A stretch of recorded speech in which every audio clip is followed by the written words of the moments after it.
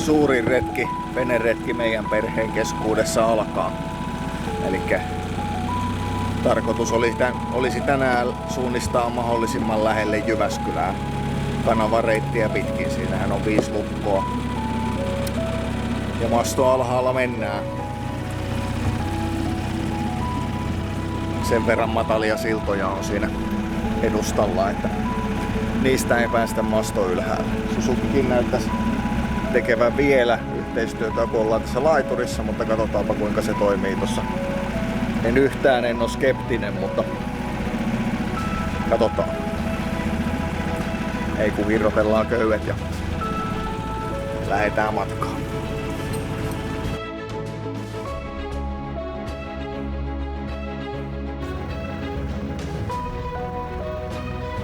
Matkan määränpää on Lahti ja aikaa veneellä oloon on varattu 2 viikkoa.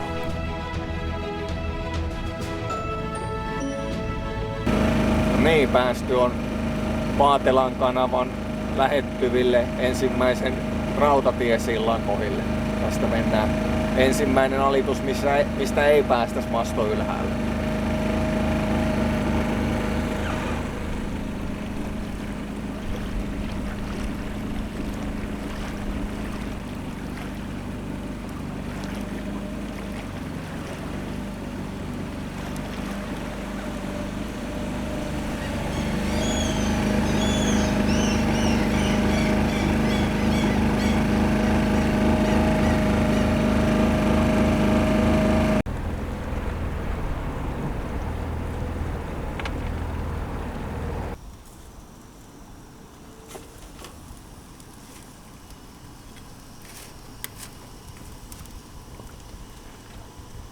Joo, tässä sitä nyt sitten välipalasta syödään. Muksuille hampurilaisia, isännälle leipää ja emännälle pihvilöisiä. Kotirilli, kaasurilli toimii. Ankkurissa heti Paatelan kanavan jälkeen. Päivä on vähän alkanut hitaammin kuin mitä suunniteltiin. Mitähän lie kello, varmaan 11:30 tai jotain semmoista. Ajatushan oli, että oltaisiin tässä vaiheessa jo vaikka missä, mutta tällä mennään mitä on annettu. Mikäs kiire tässä lomalla? Ei oo kelloa.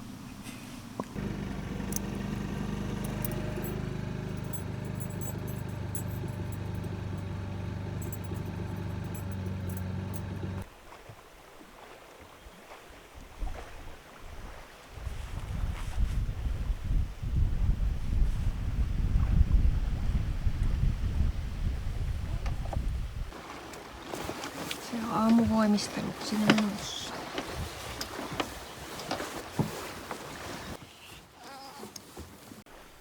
Huomenia. Se olisi päivä numero 2. Tästä Puhankosken alapuolelta löydettiin hyvässä vesisateessa ja lievässä vitutuksessa hyvä ankkuripaikka. Saatiin pappateltta pystyyn, eli tollain tarppi laitettiin tuohon meidän kaadetun maston päälle, niin saatiin hyvä sadesuoja. Siinä oli hyvä grillailla ilta-ateriat ja muut systeemit. Saatiin ilmastoitu vessakin samalla.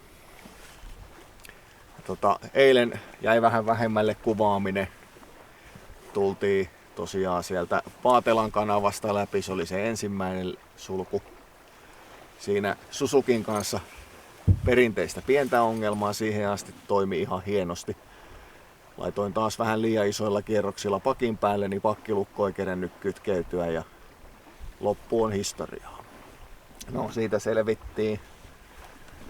Ja sitten tultiin Kapeen kanavalle ja se meni ihan ok.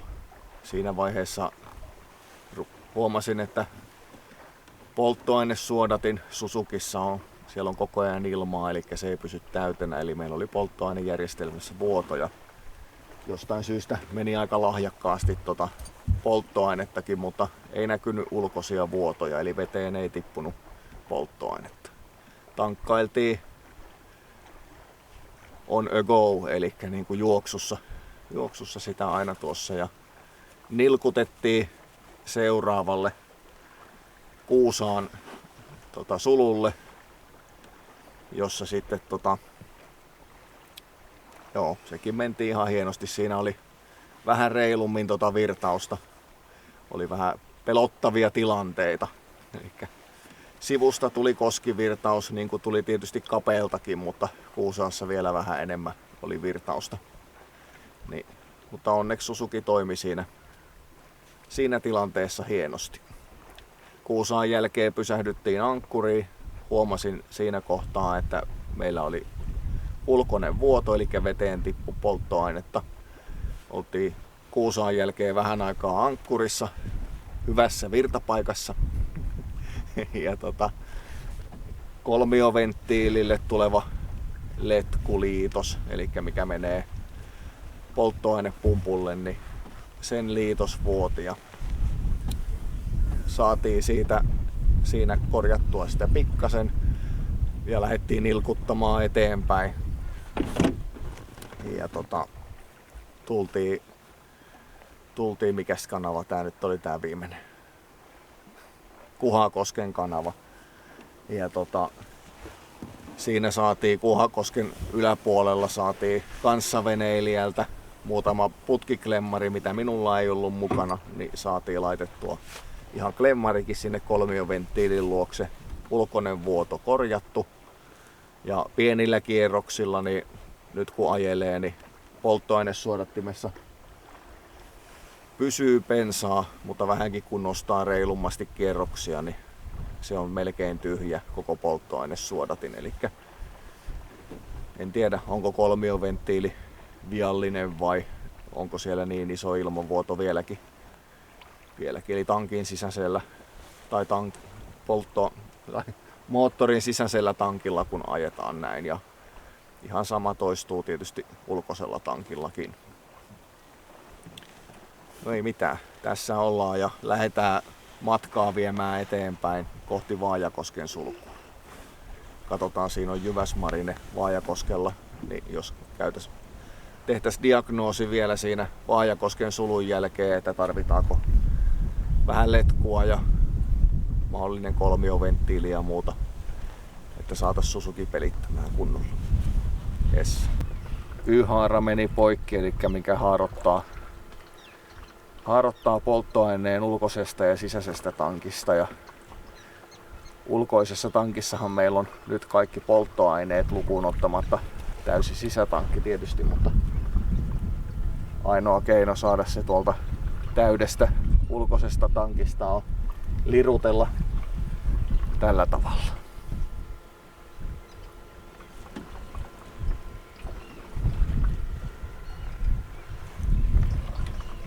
Vähän rupeaa tuntumaan siltä, että ihan niinku Kiljusen herrasväki olisi liikenteessä.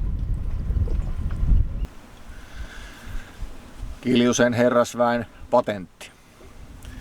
Täältä tulee ulkoisen tankin polttoaineen syöttö ja tämä on sisäisen tankin polttoaineen syöttö. Ulkoisen tankin polttoaineen syötön siis katkesi.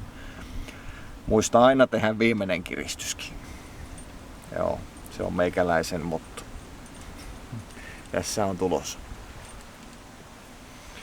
No, kunhan epoksiliima kovettuu, niin ehkä se ton rosteriruuvin kanssa tulppaa sen verran että päästään sisäisellä tankilla eteenpäin, kunnes saadaan uusi Y-haara.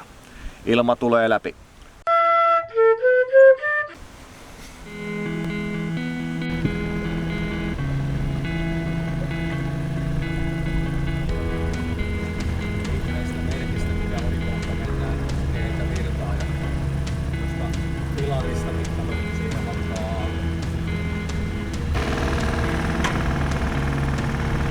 Korjaus tällä erää onnistunut.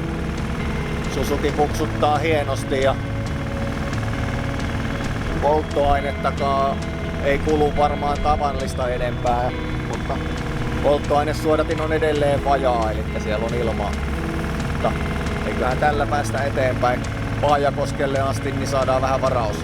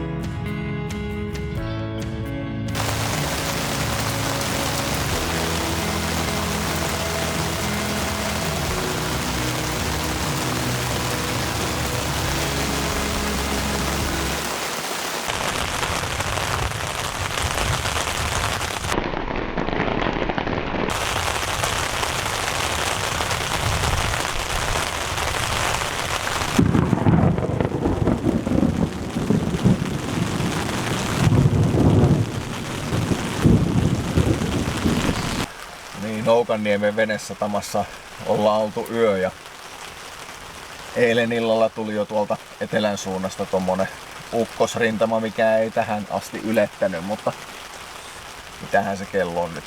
Olisiko se 10? No jotain sitä luokkaa, kuka sitä kesälomalla kelloa kattelee. Niin nyt tulee sitten tuolta tollanen ukkosrintama. Niin kuin taustalta välähtelee aika nätisti.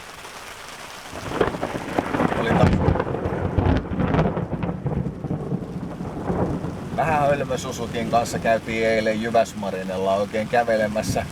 Sellainen reilu 6 kilsaa tuli kävelyä, että oltais saatu se kolmitiehana sieltä hommattua, mutta eihän siellä tietenkään semmoista ollut. Yamahalla olisi ollut semmonen, mikä löytyi kuvastosta, mutta ei maksanut kuin 100 eikä tietenkään ollut hyllyssä. Tää on tätä nykypäivää. Mutta sainpahan toisen ajatuksen siitä, eli kytketään suoraan tankki tonne noin bensapumpulle, niin ohitetaan kaikki kolmitiehanat ja venttiilit ja muut systeemit, että menee suoraan, niin ei luulisi hirveästi olevan ongelmaa enää sen jälkeen. Katellaan ukkonen ohi ja jatketaan Suzukin ropaamista. Ehkä me tänään päästään vielä säynät saloon, että saadaan meidän paskakaivo tyhjennettyä. Katsotaan.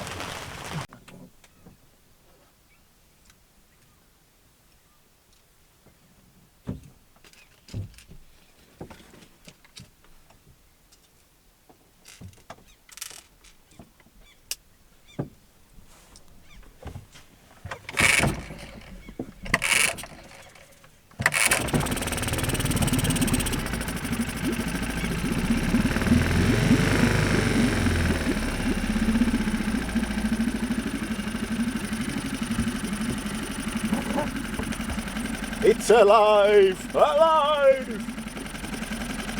Ensimmäinen startti uusilla putkiliitoksilla.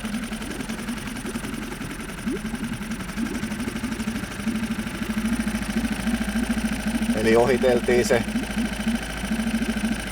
kolmitie letkuhaara, mitä eilen kovasti liimailtiin, niin olinpas minä tyhmää, että minkä helvetin takia en ohittanut sitä koko liitin. Nyt menee suoraan siis kolmitieventtiilin kautta bensapumpulle, bensalinja. Eli ei ulkosta polttoaineen syöttömahdollisuutta. Ja suodatin on ainakin vielä täynnä bensaa. Katsotaan miten tää tästä eteenpäin taas menee. Siinä oli ensimmäiset reissupäivämme. Kiitos että katselit. Jätä kommenttia ja peukkua.